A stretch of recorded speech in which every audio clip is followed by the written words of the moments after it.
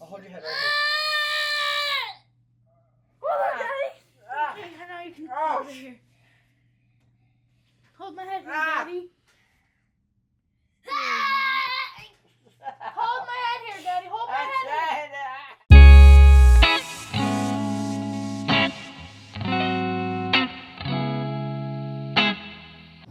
Having the hand on your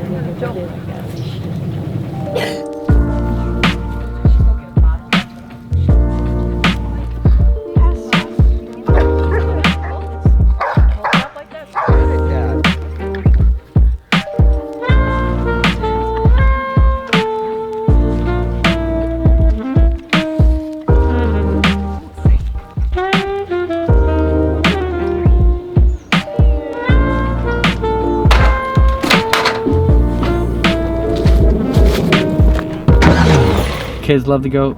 We gotta get a goat. We got to get a goat.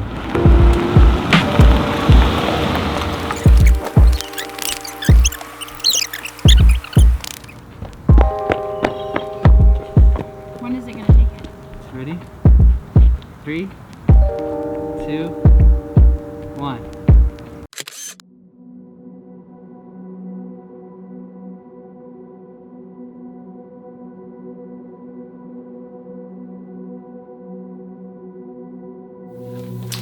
So what's been on my mind today is something that was said to me by a very special man that I was able to meet in Guatemala.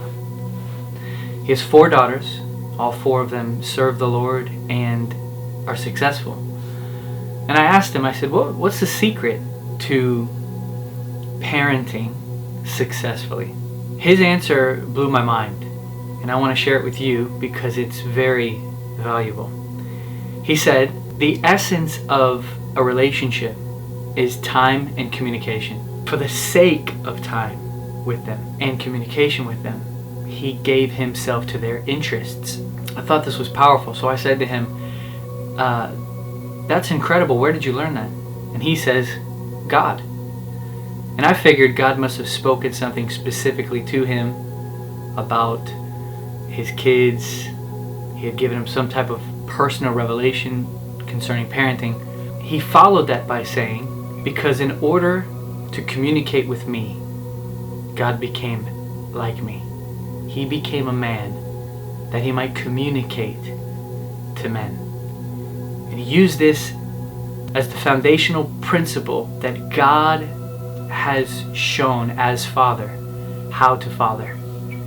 And I think it's very important for us as parents, those of you that will be parents, those of you that are parents, that we learn from God the Father the beauty of parenting, of fathering.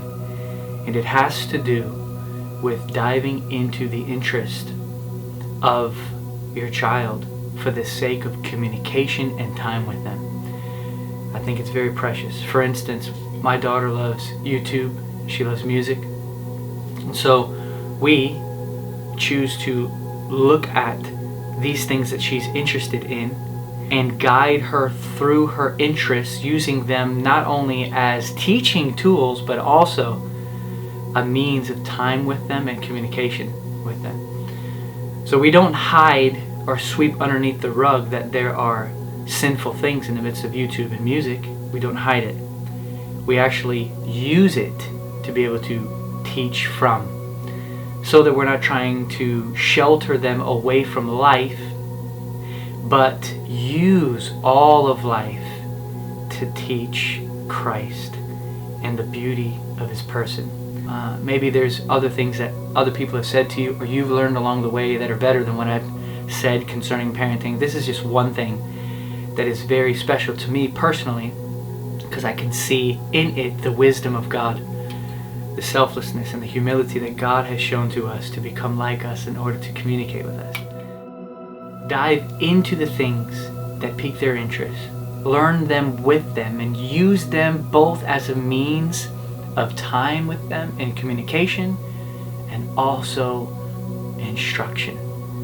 Not trying to hide them from the world, but to use the world to show what the love of God really is and what the love of the world is.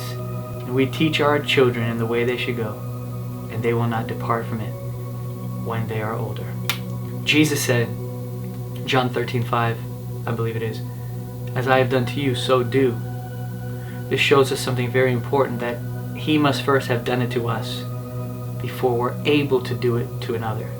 The fact that it says in the scriptures, we love Him because He first loved us. His love for us is not just our motive for loving Him, but His love for us enables us to love Him.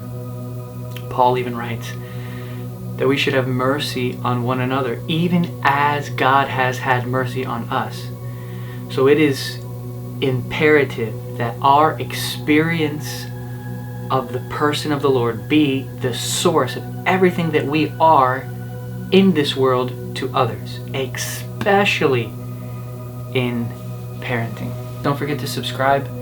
It helps us out a lot with subscriptions. I'm going to link down below our worship album and the books, the way you can host a school in your area.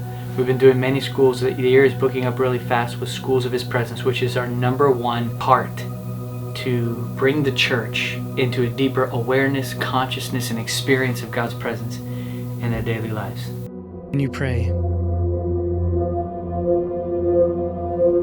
go into your closet and shut the door.